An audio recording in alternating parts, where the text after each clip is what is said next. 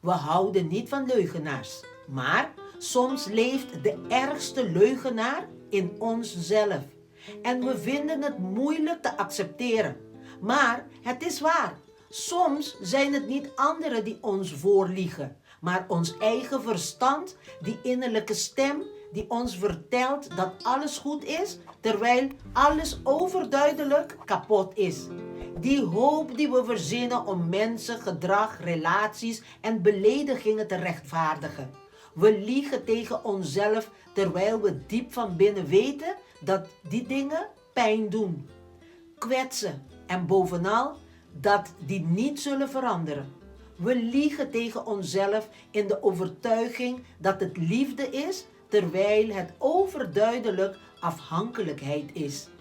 We liegen tegen onszelf wanneer we zeggen dat het beter zal worden, terwijl alles al kapot is. We liegen tegen onszelf wanneer we denken dat onze liefde iemand kan veranderen die dat gewoon niet wil. We vertellen onszelf verhalen die ons een veilig gevoel geven, zelfs als ze nep zijn. En je weet dat dat het echt pijnlijke deel van zelfbedrog is. Want wanneer de waarheid uiteindelijk zegeviert, zoals altijd het geval is, komt verraad niet van anderen. Het komt van binnenuit. Het komt van ons. En je kunt en mag niemand de schuld geven. Jij was degene die het toeliet. Jij was degene die weigerde het te zien. Er is geen stiller verraad dan tegen jezelf liegen. Er is geen grotere bevrijding dan in de spiegel kijken en jezelf de waarheid vertellen. Zelfs als het pijn doet.